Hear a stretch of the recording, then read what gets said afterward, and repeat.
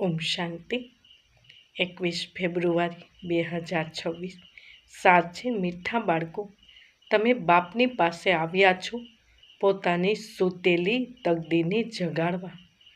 તકદીર જગાવી અર્થાત વિશ્વના માલિક બનવું. પ્રશ્ન છે, કયો ખોરાક આ બાળકોને બાપ સમાન બુદ્ધિવાન બનાવી દે છે? ઉત્તર છે, આ ભણતર છે. આ બાળકોની બુદ્ધિનો ખોરાક છે. રોજ ભણતર ભણે છે અર્થાત આ ખોરાકને લે છે, તેમની બુદ્ધિ પારસ બની જાય છે.